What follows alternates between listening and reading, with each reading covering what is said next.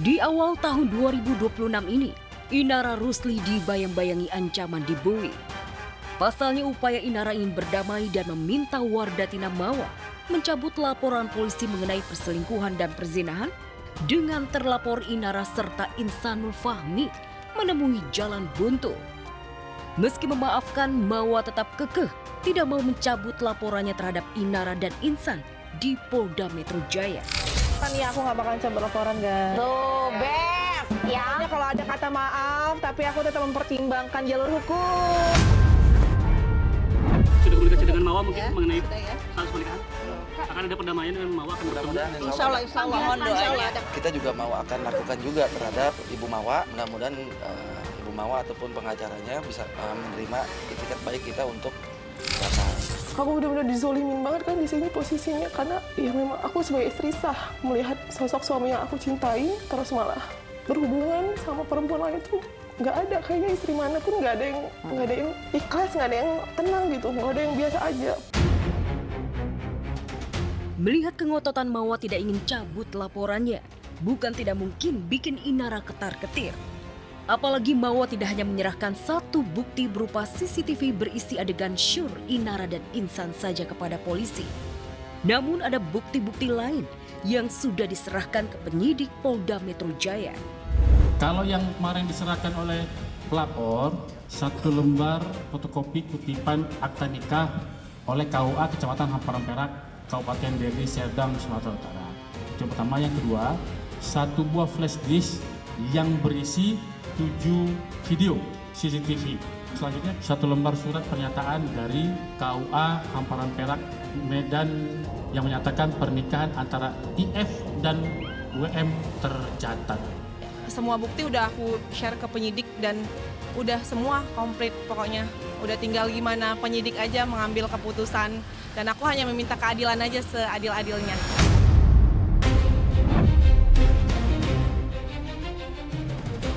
Bila kasus berlanjut, maka kedepannya Inara dan Insan bakal disibukkan dengan pemeriksaan polisi. Sementara langkah Inara dan Insan yang mengaku telah menikah siri bisa jadi tidak dapat melepaskan mereka dari jerat hukum yang ditebar Mawa. Dan selanjutnya penyelidik akan mengajukan perkara ini untuk dilaksanakan gelar. Kalau sudah cukup alat bukti dan penyelidikannya, maka SOP-nya adalah sesegera mungkin. Kita ikutin aja proses hukum yang berjalan. Ya, qadarullah lah semuanya. Udah kehendak Allah juga. Ya Allah lah sebaik-baiknya saksi ya gimana perbuatannya mereka.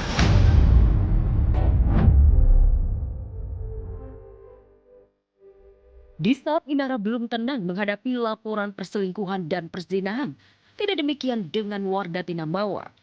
Di awal tahun 2026 ini, Mawa justru sedang bersiap menyongsong karir yang cemerlang di dunia entertainment dan siap hijrah ke ibu kota Jakarta. Meniti karir di Jakarta, Mawa memutuskan untuk tetap berpenampilan muslimah dengan cadarnya. Keputusan Mawa itu mendapat apresiasi dan dukungan dari penceramah Umi Pipi yang dipilih Mawa untuk berkonsultasi serta mencurahkan isi hatinya.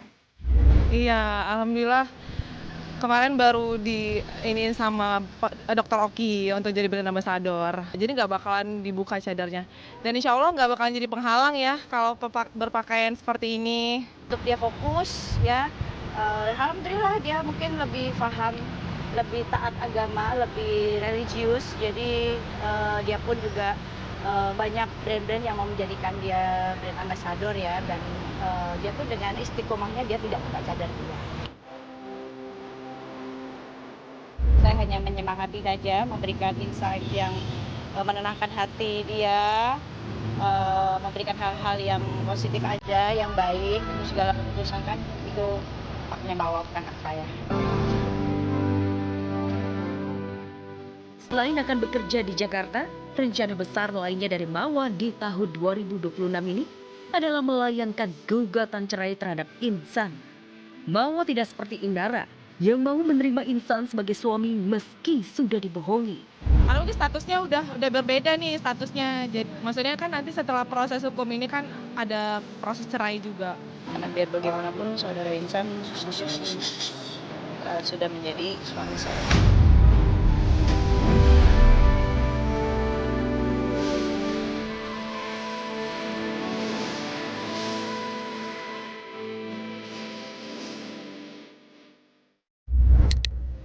dikait-kaitkan dengan Teh Aura. Ya enggak ada masalah, aku mah santai.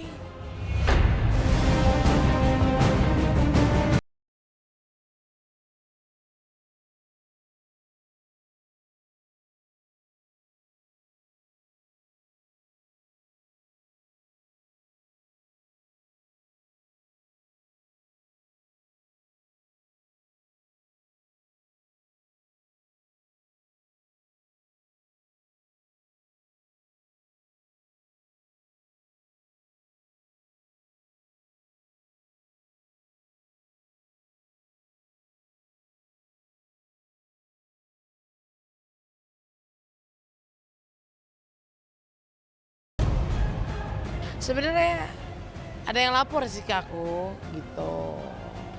Aku nggak mau menjelaskan yang gimana takut blunder gitu. Nanti lihat aja. Tak mau membeberkan secara detail mobil mewah milik Aura Kasih mana yang hendak dijual. Yang pasti Aura Kasih, Lisa Mariana dan RK sama-sama punya koleksi skuter sama berwarna kuning. Iya, buat ke minimarket gitu-gitu kalau misalkan malas ngeluarin mobil kayak gitu-gitu. Buat San Mori gitu. Dikait-kaitkan dengan Teh Aura. Ya enggak ada masalah, aku mah santai. Toh kita juga berdua nggak ada ribut yang kayak gimana atau ada masalah, nggak ada gitu. Baik-baik aja semuanya. Meski semua bocoran Lisa Mariana terkait rahasia dapur Aura Kasih masih perlu pembuktian, namun bocoran Lisa Mariana memunculkan spekulasi liar. Gaya hidup bak superstar Aura Kasih yang memiliki koleksi tas bernilai miliaran. Sampai putrinya pun ikut menenteng tas mewah bermerek dengan nilai fantastis 1,2 miliar ikut dikulik netizen. Tak hanya koleksi tas, biaya kecantikan Aura Kasih pun kembali dikulik. Di mana sekali perawatan saja bisa menghabiskan 250 juta rupiah. Nah, tadi kan aku habis infus Milky ya. Itu satu paketnya 250 juta untuk 5 kali suntik. Jadi tadi aku baru satu ya dihitungnya 50 juta sekali. Lantas, dari mana Aura Kasih bisa mencukupi gaya hidup mewahnya? Mungkinkah semua bisa ditutupi dengan menjual suara sebagai penyanyi? Aku sih pernah ketemu dulu ya di event di pantai gitu lah pokoknya. Lupa, itu sekitar 3 tahunan lalu deh.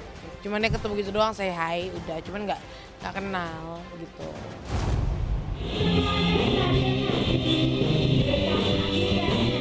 Dan seolah aji mumpung Aura Kasih tengah heboh jadi sorotan, Lisa Mariana yang sejak lama terobsesi jadi selebriti tampil pede selangit menyanyikan lagu milik Aura Kasih, seakan sengaja menyindir Ridwan Kamil. Gak apa-apa kan, emang lagi viral lagunya kan gitu. Dan lagunya emang legend ya, enak lagunya lah. Terus gak nyindir ya, biasa aja. Sementara Lisa Mariana tengah menikmati popularitasnya yang menanjak usai pengakuan kontroversialnya. Atalia Praratia yang tinggal selangkah lagi menyandang status janda, memilih melipur lara bersimpuh laya di depan pusara makam mendiang putra sulungnya Eril.